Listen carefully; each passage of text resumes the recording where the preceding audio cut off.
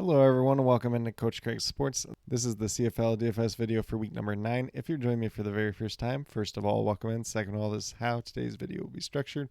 We'll be going over my CFL DFS sheet for week number 9, talking through all the relevant players, whether or not I would consider them a GPP option, a cash game option, or a GPP paydown option. And then after that, I'll be listing whether or not I will be overweight to the field, underweight to the field, in line with the field, or kind of like slightly overweight, slightly underweight, just to give you a little bit more reference in terms of ownership. But without further ado, we'll get right into it. We're going to start off with the Calgary Stampeders. We got news earlier today that Vernon Adams Jr. will be out. He's dealing with a head injury. I do assume that that is a concussion. So PJ Walker will be getting the start. He's at $9,500. Obviously, he's a former NFL player, but at $9,500, I'm not really taking the chance on him this week, especially with their banged up wide receiver core at this point in time. Moving down to running back, Dedrick Mills, $8,800. GPP option, probably going to be in line with the field on him, maybe ever so slightly overweight to the field on him, as they might lean on that running game just a little bit more in this game. Then we move down to wide receivers, so Clark Barnes is out once again due to that ankle injury. And then both Jalen Philpott and Damian Alford will be joining him this week in terms of being out. So mainly looking at Eric Brooks, Tevin Jones, and Dominique Grimes this week. I would consider Eric Brooks and Tevin Jones both GPP options at their respective price tags, and will be in line with the field with both of them. And the Dominique Grimes, been doing pretty well as of late, $6,700. I have him listed as a potential cash game option. Will be slightly overweight to the field on him this week, just in general. And then the last news in terms of their wide receiver core is that Dalen Baldwin was promoted from the practice roster. I believe he's not on DraftKings at this point in time, so not anybody that will be playing for this week overall. Then we move down to Calgary Stampeders defense. They're $4,400 GPP option. Probably going to be in line with the field on them as they go against the Ottawa Redblacks. There is a little bit of upside to be had there, but this could be a very interesting game just in general. And the price tag's a little bit up there at this point in time. Then we're going to move over to that Ottawa Redblacks team. So we got Drew Brown at quarterback, $9,100. Pretty respectable price tag, GPP option. I'm slightly underweight to the field on him, maybe like close to in line with the field on him. There is upside to be had there. It's been a struggle the last couple games. Technically was listed on the injury report this week due to a neck injury, but was able to practice in full all week, so not really concerned about him from that regard. And then we move down to running back. William Stanback is listed as the starter this week. He's at $5,400 GPP option, probably going to be in line with the field on him. You know, if you want to get to Daniel Adebayo as a GPP option, you could be in line with the field on him at the same time as well. And then we move down to the wide receivers. So we got news that Braylon Addison is back this week. He was able to practice all week due to that shoulder injury, and he's available. He's on the depth chart, so good to see him back. He had a really strong start to the season. We'll have to see if he can continue that trend as we do move forward for week 9 and the rest of the season. So I have him as a GPP option, probably going to be in line with the field on him. Same thing with Justin Hardy and Eugene Lewis. And then we move down to Khalil Pimbleton, $6,700 GPP option. I am slightly overweight to the field on him. Going to be involved a little bit on offense. He's going to be the primary returner this week, so definitely do like his upside in this matchup overall. And then last but not least, we did have Andre Miller and Easop Winston Jr. both moved back to the practice roster. Then we move down to the Redblacks defense, pretty banged up once again at this point in time, $3,500. They're a viable GPP paydown option. Might be slightly overweight to the field on them. Going against PJ Walker as he makes his first regular season CFL start. There is some upside to be had there. Obviously, most people are going to know PJ Walker from his time in the XFL and the NFL, but there is a transition period for most quarterbacks at the CFL level. Then we move down to the Toronto Argonauts. So Chad Kelly was officially placed on the 6-game injured list this week, so probably not going to see him anytime soon, which is kind of weird that they waited this long. It's kind of weird how this leg injuries all played out, especially considering like initially he was only supposed to be out like 2-3 weeks, and now we're in week 9. But that's probably going to be a story for a different day. Nick Arbuckle at quarterback, $9,900 GPP option. Probably going to be in line with the field on him. Does have some pretty decent upside. He did very well in the same matchup last week. Then moving down to running back, Deontay McMahon, he's at $6,800. Khalil Laborn did outtouch him last week, so I will be underweight to the field on him. Not really getting to him this week overall. If you want to get to Khalil Laborn at $3,300, definitely does make some sense. I would consider him a paydown option and will be slightly overweight to the field on him this week just in general. I believe he had 13 carries last week. Wasn't like the most efficient. He had one long run and the rest of the time didn't do too much, but if he's going to get that type of value, there is upside to be had there at the same time as well. Then we move down to the Toronto Argonauts wide receiver core. So we got DeMonte Coxie, $8,600. GPP option, probably going to be in line with the field on him. Maybe ever so slightly overweight to the field on him, as it is a very attractive matchup. Devarius Daniels, he got the touchdown last week. If he can do that again at $5,500, he's going to look like a decent option. So GPP option in line with the field on him as well. And then the same thing with Kevin Meidel at $8,000. So pretty straightforward. Obviously, they do spread the ball around quite a bit. So if you want to take a shot on Dewan Brissett or David Unger III, you can definitely do that at the same time as well. And then we move down to the Toronto Argonauts defense, $4,100. I have them listed as a GPP option, probably going to be in line with the field on them. Maybe ever so slightly overweight to the field, as Zach Collaros is going to be out at quarterback for that Winnipeg Blue Bombers team. Then we move down to the Blue Bombers. So like I said, Zach Collaros is out at quarterback. He's going to be out due to a neck injury. It's like back-to-back weeks that he's got banged up in that neck head area, which is a little bit concerning for him given his age. So Chris Streveler should get the start. He's a GPP option. He looks a little bit better due to his rushing upside, but probably going to be in line with the field on him. Maybe ever so slightly overweight to the field on him this week just in general. And then we got Brady Oliveira at running back, $10,100. GPP option in line with the field on him. Maybe ever so slightly overweight to the field with no Zach Collaros at quarterback. They could lean on the run game just a little bit more in this matchup overall. Then we move down to wide receiver room. So Cody Case is going to be out this week due to an ankle injury. So we'll see if they promote anybody from the practice roster or if they let Dylan Mitchell actually be active this week. We'll see that as the depth chart comes out. But mainly we're going to look at Nick Dominski, Jairus Stearns, and Carrick Wheatfall as the three primary wide receivers. All three are GPP options, probably going to be in line with the field on all three of them. Maybe ever so slightly overweight to the field on Jairus Stearns, but he had a really good week last week, so would not be surprised if he gets a little bit more ownership this week just in general. And then if you really want to take a shot on like Kevin Sklericlis or Jory Corcoran, you could definitely do that at the same time as well. In terms of that Blue Bombers defense, they're at $3,900. I'll be underweight to the field on them. Probably not getting to them this week overall, just in general. Then we move down to the Edmonton Elks. We got Cody Fajardo, assumingly at quarterback. Once again, he played really well in their most recent game, so definitely do like his upside. I would consider him a GPP option, slightly overweight to the field on him. You know, if you want to play him as kind of a pay down option, a cash game option, you could probably do that at the same time as well.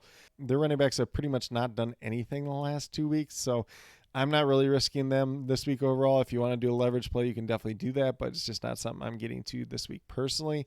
And then we'll be looking at their top three wide receivers in Stephen Dunbar Jr., Curly Gittens Jr., and Keon Julian Grant, all as kind of GPP options, probably in line with the field on all three of them. Obviously, Julian Grant does have a little bit of chemistry with Cody Fajardo in their time with Montreal together, so there is that to be said. Zach Mathis at $3,500 did not practice on Tuesday and Wednesday due to a back injury, so there is a pretty good chance that he'll be out this week, and they'll probably promote another wide receiver from their practice roster.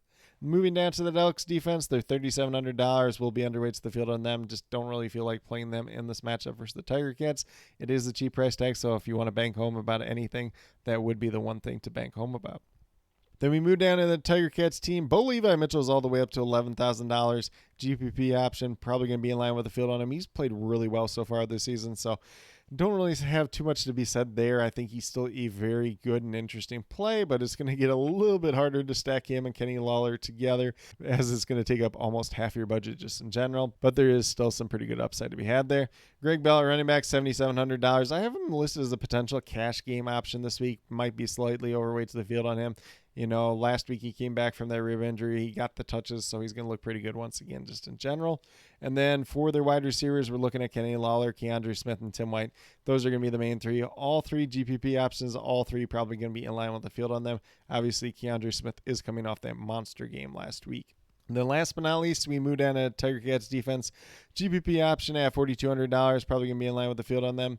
You know, there is opportunities to be had there, but if Cody Fajardo plays like he did in their most recent game, might be a little bit limited in terms of those opportunities. He's obviously a very good, experienced veteran quarterback, so he could be a guy that limits turnovers and kind of helps prevent this Tiger Cats defense from really having that monster week once again, but there is a little bit of upside to be had there at the same time as well. Then we move down to the Roughriders. We got Trevor Harris at quarterback, $10,400. Technically, I have him listed as in line with the field. I have a question mark behind it just because this wide receiver room is very, very banged up once again. So probably a little bit more downside with him than we've seen in recent weeks, but there is still some potential for upside at the same time as well. AJ Alouette at running back, GPP option, probably going to be in line with the field on him, maybe ever so slightly overweight to the field. He's going to get all the touches out of the backfield. You know, if the wide receivers are banged up and end up missing, probably could get some extra work leaning on that run game just in general.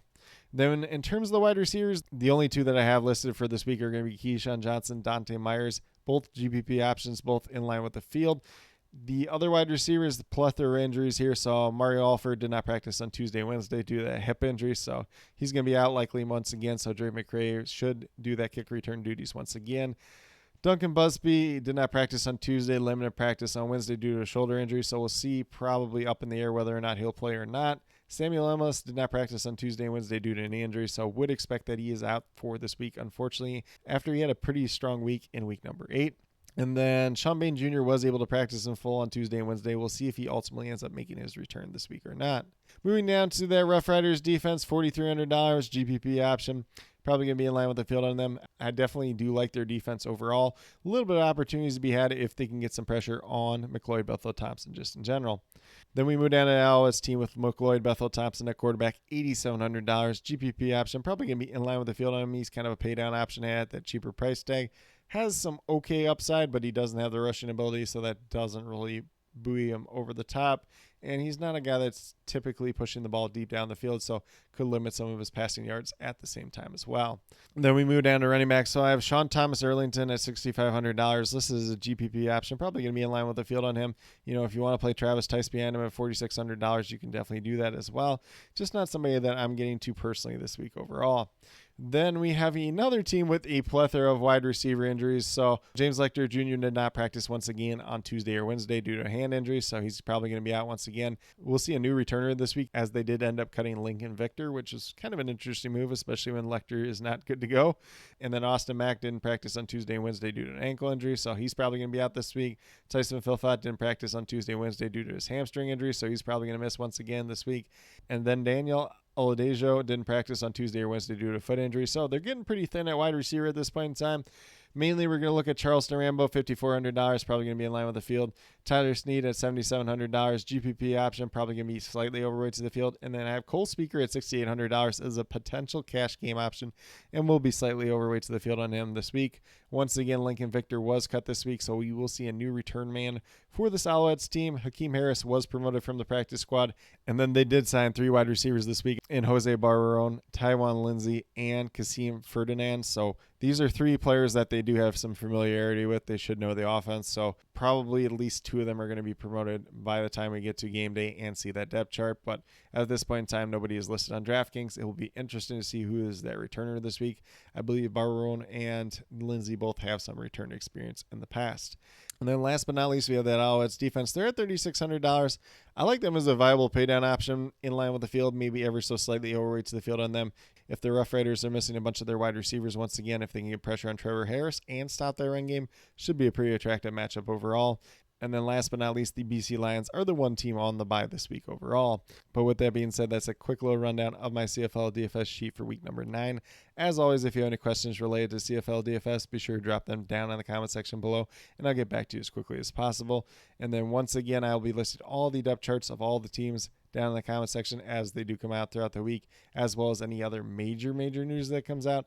And then anything beyond that will be updated on this sheet up on my Patreon page. Very small monthly donation over there.